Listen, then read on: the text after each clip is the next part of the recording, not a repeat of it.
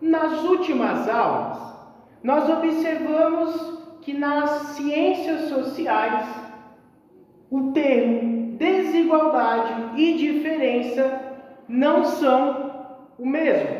Há uma diferenciação dentro desses dois termos. Hoje, nós vamos analisar algumas diferenças, como relações étnico-raciais, racismo, pessoas com deficiência, capacitismo, religiões e intolerância religiosa.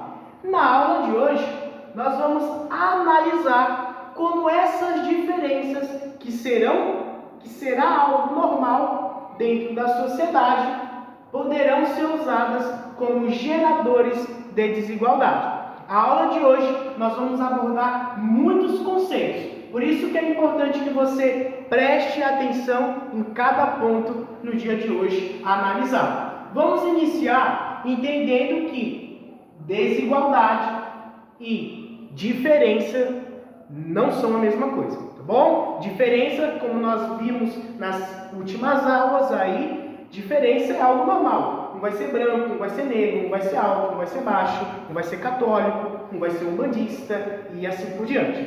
Essas diferenças são algo normal e é necessário que elas existam dentro da sociedade. Agora, o que nós não podemos aceitar é quando essas diferenças são usadas para marginalizar, para gerar desigualdade. A isso nós não podemos aceitar enquanto seres civilizados. Vamos iniciar, pessoal, entendendo um pouco do que é etnia. O que é etnia, professor Doroteu? Etnia é a identidade cultural dos indivíduos. É como cada indivíduo vai se identificar dentro desse planeta. A sua etnia é a sua identidade, é aquilo que você reproduz de cultura. E somos seres, como se fala na antropologia, animais culturais.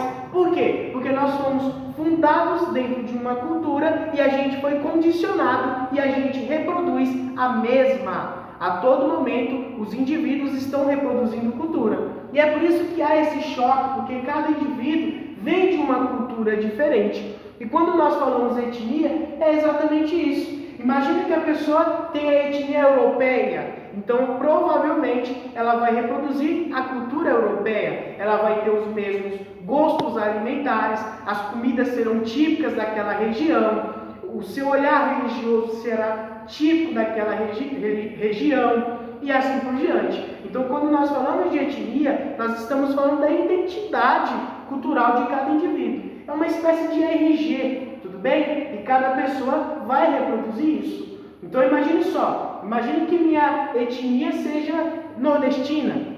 Então, eu vou gostar daquele baião de dois, eu vou gostar daquele mocotó, daquela buchada, por quê? Porque é minha identidade cultural. Então, eu vou reproduzir aquilo que eu fui ensinado pelos meus antepassados. Conseguiram compreender? Ah, professor, mas eu vi um documento que etnia era a cor da pessoa, se era branca, negra, parda e assim por diante. Sim, pessoal, e infelizmente o termo etnia ele vai ser usado de forma resumida, abreviada. Mas vocês conseguem entender que seriam as diferenças entre pessoas. Então, etnia, para concluir a ideia de hoje, é a identidade cultural de cada indivíduo, tudo bem? E agora nós vamos para a questão de raça. O que é raça? Nós entendemos que raça será os fenotípicos, né? E a ascendência de cada pessoa. Vamos lá. Nós temos a espécie humana. Fazemos parte da espécie humana. Só que dentro dessa espécie vai existir algumas variações, né? Vai existir diferenças nas perspectivas estéticas aparentes. Um vai ser branco, um vai ser negro, um vai ser amarelo, outro vai ser asiático. E isso nós chamamos de raça. É um conceito controverso, tudo bem? Porque há aqueles que acreditam que não existem diferença, afinal somos todos seres humanos. Então não existiria raça. Só que de maneira positiva, podemos sim entender que há raças dentro da espécie humana. Assim como acontece também com outros animais.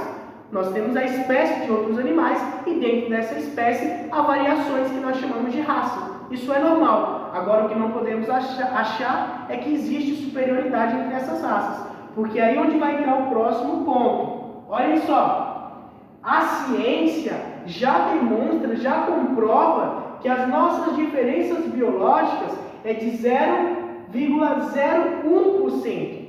Isso é o mesmo que zero. Então, basicamente, não existe diferença biológica entre os seres humanos.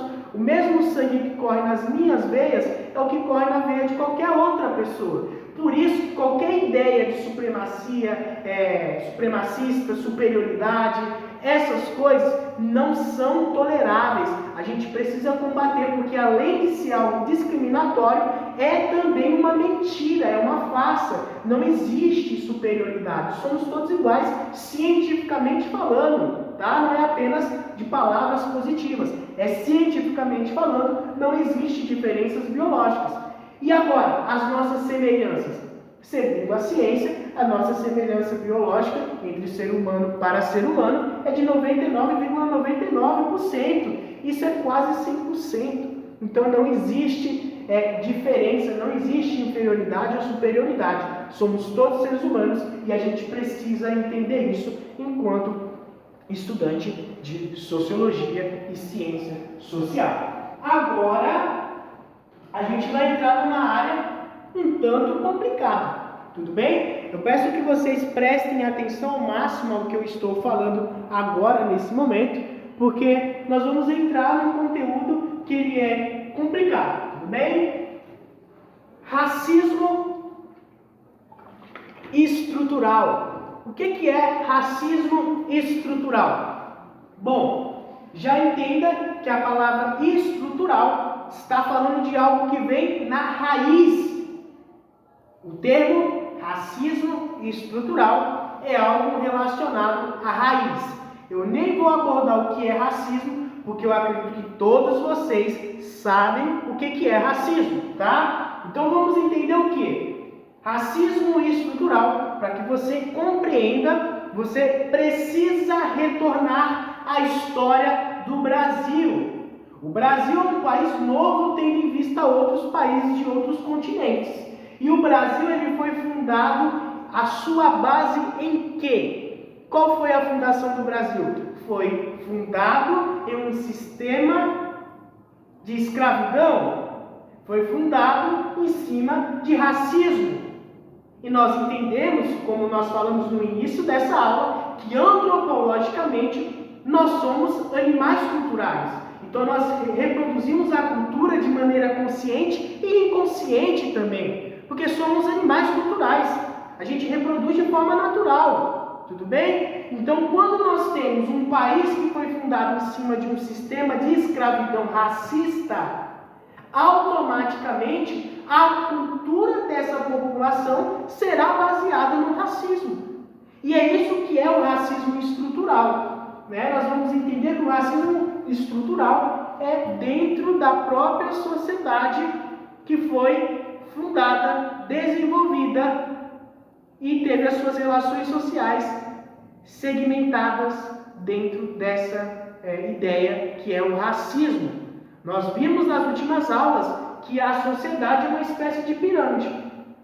Como vocês viram, até a socióloga de Matos, ela vai relacionar que a sociedade é uma espécie de pirâmide.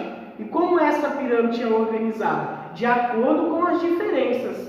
Então, as diferenças serão os fatores que irão delimitar aquela pirâmide. E nós temos esses fatores que são as diferenças, e essas diferenças, quem determina essas diferenças? Quem determina as diferenças que vão gerar desigualdade? É a classe dominante, é quem está no topo. É a classe dominante, é quem está no topo. É a classe dominante, quem está no topo da pirâmide. É a classe dominante que vai determinar quem é diferente e quem tem que ser considerado desigual. Espero que vocês estejam compreendendo isso que eu estou falando, tudo bem? Aqueles que dominam o topo da pirâmide dentro da sociedade, eles que determinam o que é certo e o que é errado, tudo bem? Falando de maneira social, é claro. Então, se nós estamos em um sistema de escravidão e quem está no topo são a branquitude, a elite branquitude, que vai determinar que o racismo tem que ser considerado, logo nós entenderemos que a sociedade será construída em cima de um racismo. E por isso que se fala racismo estrutural, porque é um racismo que está enraizado na cultura popular. E isso vai limitar as pessoas que são alvo dessa desigualdade. Tudo bem? Ah, professor, isso aí é balela. Isso aí é conversa, isso aí você está falando, mas não tem como comprovar de maneira cientificamente e sociológica. Não tem? Vamos observar o como desses rastros do racismo enraizado na sociedade resultaram as pessoas que vivem até os dias de hoje? Vamos começar? Quantas vezes você foi atendido por um médico negro? Quantas vezes? É proporcional à quantidade de vezes que você foi atendido por médicos brancos? E aí? Sabendo que a nossa população brasileira é composta por mais pessoas que se declaram negras e pardas, por que nós não temos a maioria de médicos negros e pardos? São números que deveriam ou ser iguais, divididos, ou proporcional ao que se diz com a realidade. Mas não é isso que a gente observa. Proporcionalmente falando, a gente vai observar que a boa parte dos médicos são brancos. Ah, professor, por que você está usando a questão de médicos, de medicina? Porque a medicina é um curso talvez mais caro que nós temos no país. Porque não é apenas você ir lá e estudar. O curso de medicina é de forma integral, o que exige dinheiro, o que exige tempo de investimento. E não são todos. E se não são todos que vão ter esse poder aquisitivo, é porque há uma regra, apenas uma parte da sociedade teve essa possibilidade. E é isso que eu quero que vocês observem, mas não é apenas esse dado, tudo bem? Aqui na lousa nós temos um gráfico. Eu quero que vocês realizem a leitura desse gráfico. E aí, vocês conseguem fazer a leitura desse gráfico? Vamos tentar realizar a leitura desse gráfico? Bom, o título desse gráfico é Cargos gerenciais. O que quer dizer cargos gerenciais? Logicamente, são cargos de gerência. É cargo daquele que lidera dentro de uma empresa, dentro de uma instituição. É o famoso chefe, É o coordenador, é o patrão, é o gerente, é o líder. Porque no nosso país a gente observa que 69% desses cargos gerenciais são ocupados por pessoas brancas e apenas 29,5% por pretos ou pardos. Pessoal, há uma discrepância significativa. Não é apenas conversa ao vento, tudo bem? Há uma diferença significativa de 29 para 69. E a gente sabe que a maioria da sociedade se declaram pretos ou pardos. Então, ou esse número deveria ser proporcional, ou deveria ser maioria de pretos ou pardos, porque são maiores dentro da sociedade. É um tanto estranho, não é? Então, isso diz muita coisa da fundação da sociedade brasileira. Espero que vocês tenham captado o que é o racismo estrutural, tá bom? Para finalizar, nós temos o artigo 140 do Código Penal Brasileiro. E aí, qual é a função do Código Penal Brasileiro? Comigo vocês já analisaram a Constituição Federal e vocês agora estão analisando o Código Penal. Qual é a função do Código Penal? Quem vem primeiro? A CF ou o Código Penal? E aí, comente aí e responda para que eu possa saber se você realmente está aprendendo. Pessoal, a função do Código Penal é respaldar a atitude que está na ilicitude, ou seja, a atitude que não está dentro da licitude. Toda atitude, todo comportamento que sai do que é lícito, ele será abordado pelo Código Penal.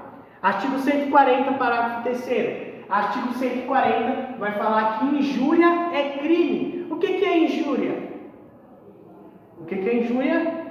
Injúria é a ofensa, tudo bem? É quando você ofende uma pessoa, quando você vilipendia uma pessoa. Vilipendiar, ofender, tudo bem? Agredir de maneira oral, nós chamamos de injúria. E isso é crime previsto no Código Penal. E se é crime, nós temos no parágrafo 3º a seguinte observância. Quando você comete injúria, se for respaldado pelas questões raciais, étnicas, você vai ter um aumento dessa pena. Então nós sabemos que injúria racial é crime. E antigamente, injúria racial e racismo tinham uma divergência na sua penalidade.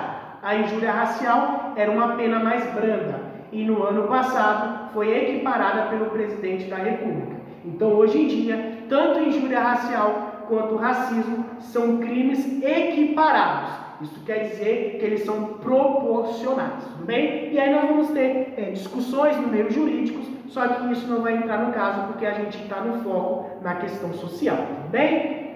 Tá claro, pessoal? Eu sei que essa aula a gente vai abordar muito conceito, acaba sobrecarregando as nossas cabeças. Eu sei que acaba sendo até um pouco chato, só que é necessário que vocês tenham a compreensão de cada ponto desse, tudo bem? Vocês viram que nós temos diversas formas de diferenças na sociedade. E cada diferença dessa, ela pode gerar um fator de desigualdade. Vocês observaram, por exemplo, que se você está numa sala cheia de homens e apenas uma mulher, ela é diferente. Diferente porque ela é a única mulher no meio de homens. E ela pode ser alvo de uma desigualdade.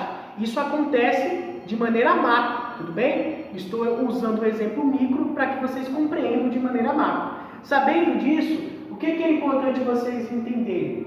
Dentro da sociedade, nós teremos diversas formas de diferenças. E aí a gente vai entender um pouco de cada preconceito, que são alvos e produtos de desigualdade. Capacitismo. O que é capacitismo? Capacitismo é qualquer preconceito relacionado a pessoas com algum tipo de deficiência. Como o próprio nome diz, capacitismo está relacionado com a dúvida da capacidade de uma pessoa com deficiência. Então é aquele preconceito, essa pessoa ela é cadeirante, ela não tem capacidade alguma, isso não vai ser ninguém na vida. Esse é um aleijado, ele não vai ser nada na vida, ele não presta para nada. Qual é a função dele dentro da sociedade? Isso é capacitismo, tudo bem? A gente usa essa diferença que ele tem sobre os demais para gerar uma desigualdade, para limitar o acesso dele dentro da sociedade, tudo bem? Por exemplo, etarismo. O que é etarismo? Não está na aula de hoje, mas eu quero abordar para que vocês compreendam. O que é etarismo? Etarismo é o preconceito contra pessoas mais velhas. Esse velho aí, esse idoso serve para quê? Fica em casa, não incomoda aqui. A gente observa muito o etarismo quando as pessoas criticam idosos no assento preferencial nos transportes públicos. Isso é uma espécie de etarismo. Consegue observar que a gente usa as diferenças para marginalizar, para gerar desigualdade dentro da sociedade, tudo bem? Então vamos tentar elucidar o máximo possível nessa aula para que não fique tão longa. O que é um estatuto? Nós vamos estudar nas próximas aulas Estatuto da Criança, Estatuto da Pessoa com Deficiência, Estatuto da Pessoa Idosa, Estatuto da Mulher, tantos estatutos presentes da sociedade. Para que serve o estatuto?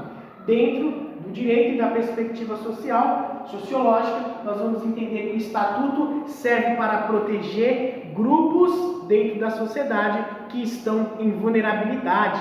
O que quer dizer a palavra vulnerabilidade? Comente aí. Está relacionado com fragilidade, tudo bem? Então nós entendemos que esses grupos que estão em vulnerabilidade, eles precisam de uma atenção jurídica e legislativa maior. Tirar a vida de um homem e de uma mulher é a mesma coisa? E aí? Tirar a vida de uma pessoa adulta e de uma criança é a mesma coisa? Será que será tratado da mesma forma juridicamente? Será que terá a mesma punição se eu tirar a vida de uma criança e tirar de uma pessoa adulta? Será que será? Será que vai ser proporcional? E aí? Entende o que eu estou falando? Então o estatuto é uma espécie de abrangência, de proteção para aqueles que estão em vulnerabilidade dentro da sociedade. Pessoal, artigo 18 da Declaração Universal dos Direitos Humanos. O que é DUDE? O que é DUDE?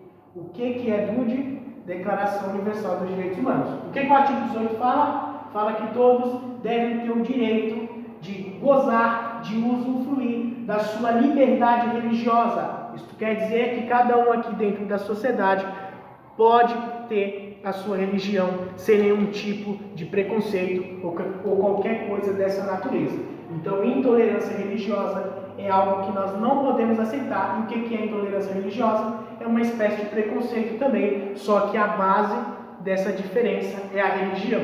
Uma pessoa umbandista, vou ter preconceito com ela, vou acreditar que ela não tem as mesmas capacidades e não deve ser respeitada. Isso é intolerância religiosa. Contra o evangélico, a mesma coisa. Qualquer religião que você tenha um preconceito, você está cometendo intolerância religiosa. Tudo bem? Pessoal, o que é preconceito? Preconceito é uma ideia já estabelecida que nós temos. O ser humano, ele é rico em preconceito. Coloquem isso na cabeça de vocês. O ser humano, ele é rico em preconceitos. Todos os seres humanos possuem essa habilidade, se é que podemos chamar isso de habilidade. Mas todo ser humano, ele tem preconceitos e são ideias já estabelecidas. Nem todo preconceito será negativo, mas nós sabemos que preconceitos que têm a origem discriminatória para limitar o espaço de determinado grupo ou indivíduo dentro da sociedade, ele tem que ser combatido, porque como nós vimos no início dessa aula, todos os seres humanos possuem a mesma capacidade. Então não podemos aceitar qualquer tipo de preconceito discriminatório. Tudo bem? Espero que vocês tenham compreendido isso. E agora, para finalizar a aula de hoje, nós vamos entender um pouco do conceito laicidade, né? Vem de laico. Quando nós estamos falando de laico, é que nós não podemos unir política com as decisões da sociedade no geral. É muito perigoso quando você vê autoridades querendo relacionar política e religião. O Estado é laico, tudo bem? O Estado não tem religião. Todas as religiões precisam ser respeitadas de maneira igualitária. Nenhuma religião deve ser considerada dentro do Estado de maneira que ela que mande dentro da República, tudo bem? Então, laicidade é quando o nosso Estado ele não pode deter nenhuma religião. O Estado ele tem que ser laico, ele tem que ser neutro, tudo bem? Então, laicidade está relacionado com neutralidade. E isso não quer dizer que é Estado ateu. Isso quer dizer que a religião não pode ser usada como ferramenta política, tudo bem? Porque a religião, ela ocupa o seu papel dentro da sociedade. E são várias religiões. Imagine que o Estado fosse pertencente a apenas uma religião. O quanto isso seria negativo. É por isso que a laicidade, o Estado laico, tem que ser defendido por vocês, discentes em sociologia, que são pessoas novas, é a geração nova que está vindo por aí, tudo bem? E para finalizar, nós temos os exercícios. Primeiro, o que é preconceito? Já respondi. O que é etnia e raça? Já respondemos. O que é racismo estrutural? Já respondemos. Explico o artigo 140, parágrafo 3º do Código Penal. Já explicamos. E o artigo 18 da DUD? Já explicamos também. Explico o gráfico, já houve a explicação. Se você não compreendeu, retorne ao vídeo e retorne à aula, tudo bem? Espero que vocês tenham entendido hoje essa aula, tudo bem? Espero que vocês tenham compreendido. Muito obrigado, professor Doroteu, e um forte abraço.